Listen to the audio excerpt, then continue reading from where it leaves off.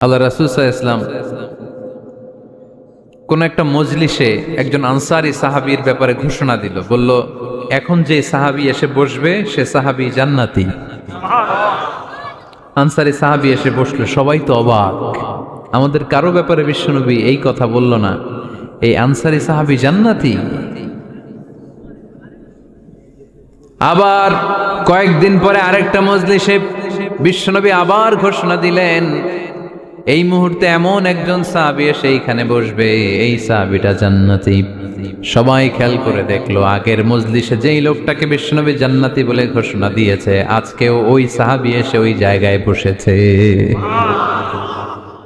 তৃতীয় দিন আবার বিশ্বনবী বললেন, এখন একজন সাহাবী এখানে এসে বসবে, সে জান্নাতি। সবাই খেয়াল করে দেখলো, ওই সাহাবীটাই আবার এসে বসেছে।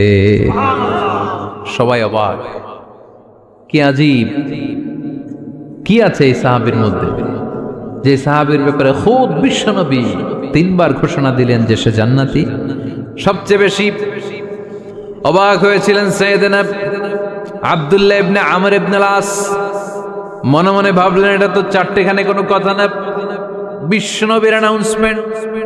দুনিয়ার বুকে বিশ্বনবী তিনবার এই আনসারী সাহাবীকে জান্নাতি বলে ঘোষণা দিয়েছে, নিশ্চয়ই এই সাহাবীর এমন বিশেষ কোনো আমল আছে, এমন বিশেষত্ব আছে যেটা আমাদের মধ্যে নাই। যেমন করেই হোক এই সাহাবীর ভেতরের সব খবর আমার জানতে হবে। সাইয়েদনা আব্দুল্লাহ ইবনে আমর ইবনে আস একবার পরিকল্পনা করে ওই সাহাবীর বাড়িতে চলে গেলেন, যে বললেন, ভাই আমার আব্বার সাথে কয়েকদিন ধরে ঝগড়া, আমার ঘরে থাকতে মন চাচ্ছে না, তোমার বাসায় মেহমান হয়ে এসেছি, যদি তুমি অনুমতি দাও তোমার বাড়িতে 3 দিন মেহমান হয়ে আমি থাকতে চাই। কয়দিন? শুনতেছেন, বুঝতেছেন, কষ্ট হচ্ছে না তো?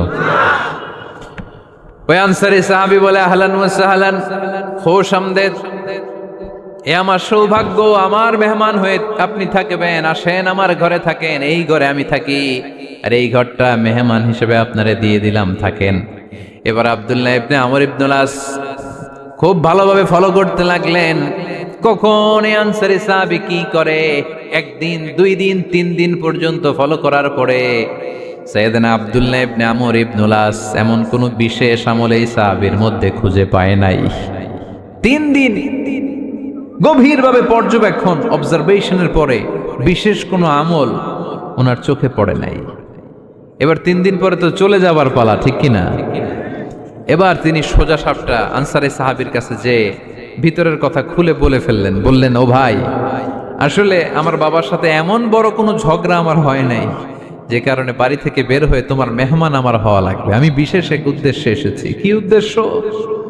আব্দুল্লাহ ইবনে আমর ইবনে আস এবার বলতে আরম্ভ করলেন, আমরা খেয়াল করেছি 3টা মজলিসে বিষ্ণু ঈসা ইসলাম তোমাকে জান্নাতি বলে ঘোষণা করেছে, তাই আমি জানার জন্য এসেছি তুমি এমন কি আমল করো যে কারণে বিশ্বনবী ঘোষণা দিলেন যে তুমি জান্নাতি।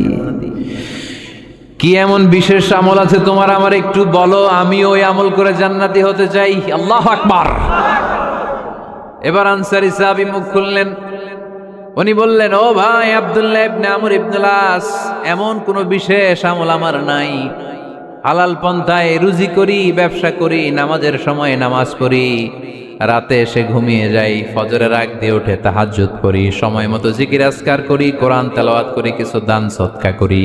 সবাই যা করে আমিও তাই করি, স্পেশাল কোনো আমল আমার জীবনে নাই। তবে আব্দুল্লাহ ইবনে আমর ইবনে আস, শুনে রাখো, একটা কাজ আমি প্রতি রাতে করি, হয়তো বা এই কারণেও বিশ্বনবী আমার ব্যাপারে এমন ঘোষণা দিতে পারে।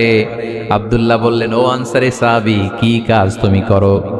এবার আনসারী সাহাবী বলতে লাগলেন, প্রতি রাতে যখন আমি আমার বিছানায় ঘুমোতে যাই, আমি কারো ব্যাপারে কোনো রাগ, কোনো হিংসা, কোনো ক্ষোভ অন্তরে নিয়ে ঘুমাতে যাই না।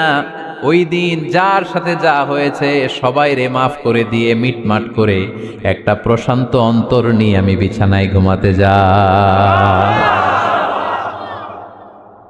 ওই দিনে কেউ আমার গালি দিছে, কেউ আমার বকা দিছে, কেউ আমার বিরুদ্ধে মিছিল করছে, উল্টা পাল্টা যে যাই করুক না কেন, আমি কিচ্ছু মনে রাখি না। আওবি ইলা ফিরাশি, আমি এমন ভাবে আমার বিছানায় যাই, ওয়ালাইসা ফি কলবি হিকদুন আলা আহাদ, এমন অবস্থায় আমি শুয়ে পড়ি যে আমার হৃদয়ে কারো ব্যাপারে আমার হৃদয়ে কোনো ক্ষোভ নাই, কোনো হিংসা নাই, কোনো অহংকার নাই, সব রাগ ক্ষোভ ভুলে গিয়ে সবাইকে ক্ষমা করে দিয়ে আমি বিছানায় ঘুমাতে যাই। এজন্য বিশ্বনবী এই সাহাবীকে তিনটা মজলিসের ভরা মজলিসের মধ্যে জান্নাতি বলে ঘোষণা করেছে। এই হাদিস থেকে শিক্ষা হলো, আমরাও যদি প্রতি রাতে বিছানায় ঘুমোতে যাওয়ার আগে সবাইরে মাফ করে দিয়ে মনের যত ক্ষোভ জ্বালা যন্ত্রণা আছে সব ভুলে যে বিছানায় ঘুমাতে পারি, এই সাহাবীর মতো আমাদেরকেও জান্নাতি হিসেবে কবুল করবে কে? পারবেন আজকে থেকে? বিছানায় যাওয়ার আগে কি করবেন? আজকে সবাইরে মাফ করে দেব। যে আমার উপর জুলুম করছে ওই বিচার আল্লাহ করবে। কে কি বললো ওটা দেখার দরকার নাই। কারো ব্যাপারে কোনো ক্ষোভ, কোনো তিক্ত অভিজ্ঞতা, জ্বালা যন্ত্রণা অন্তরে রাখবেন? রাখলে লাভ না লস?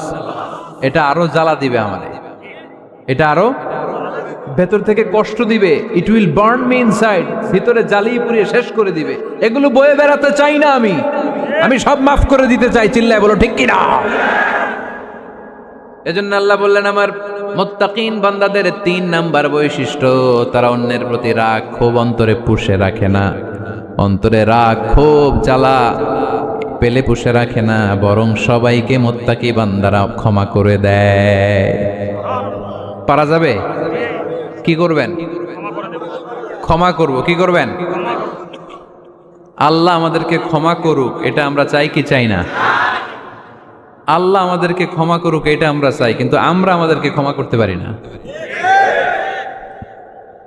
যদি আল্লাহর কাছে ক্ষমা পেতে চান তাহলে আগে নিজেরা নিজেদেরকে ক্ষমা করে দেন। আল্লাহ ভুল করছি, আল্লাহ মাফ করে দাও, ক্ষমা করো। আমি ক্ষমা চাইতেছি কিন্তু আমি ক্ষমা করি না আরেকজনকে। তো তুমি ক্ষমা করো না, তুমি ক্ষমা চাও কোন সাহসে?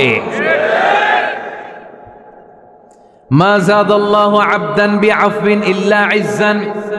আল্লাহর হাবিব ফরমান, কোন বান্দা যদি অন্য বান্দারে ক্ষমা করে দেয় আল্লাহ ওই বান্দার মর্যাদা বাড়িয়ে দেয়। ওয়া ইন তা'ফু ওয়া তাসফাহু ওয়া তাগফিরু ফাইন্নাল্লাহা গফুরুর রহিম। তুমি যদি অন্যরে মাফ করে দাও, তুমি যদি অন্যের ভুল ক্ষমা করে দাও, তোমার ভুলগুলোও ক্ষমা করে দিবে কে? আল্লাহুম্মা ইন্নাকা আফুন কারীম। কদরের রাত্রে আমরা পড়ি, আল্লাহ তুমি ক্ষমাশীল, তুহিব্বুল আফওয়া, ক্ষমা করাকে তুমি ভালোবাসো। ফাআফু আন্নি, আল্লাহ তুমি আমারে ক্ষমা করে দাও। আল্লাহর ক্ষমার জন্য দিনরাত চোখের পানি ছেড়ে আমরা কাঁদি, কিন্তু অন্যরে ক্ষমা করতে চাই না। কথাটা বুঝতে পারছেন? আমরা আল্লাহর ক্ষমা চাই, কিন্তু আমরা আমাদেরকে ক্ষমা পেতে হলে আগে ক্ষমা পেতে হলে আগে ক্ষমা। মনে থাকবে তো? আমরা আসলে অতীতকে বয়ে বেড়াই, অতীতকে ভুলতে চাই না। কোন বছর কে আমারে মারছিল ওইটারে মনে রাখছি। কোন 20 বছর আগে আমারে অপমান করছিল মনে রাখছি, তোরেও আমি অপমান করুম। তুই আমারে মারছিলি, তোরেও মারুম। 20 মনে রাখিস, দেখায় দিমু। তো এই দেখেন, খেয়াল করে দেখেন, 20 বছর আগে কোথায় আমার অপমান করছিল ওইটা আমি ভুলি নাই, মনে রাখিয়া দিছি। তার মানে 20 বছর ধরে এটা জ্বলতেছে এদিকে। ক্ষতি কি আমার না অন্য কারো? এগুলো ভিতরে জ্বলে, প্রতিহিংসার আগুন আপনারে জ্বালিয়ে দিবে। প্রতিশোধ নেয়ার আগুন দিনকে দিন আপনারে জ্বালায়। আপনি যদি একদিন ওরে অপমান করেন, মারেন, ও একদিন জ্বলবে, মরবে, কিন্তু প্রতিদিন আপনি জ্বলবেন। চিল্লা এখন ঠিক কিনা?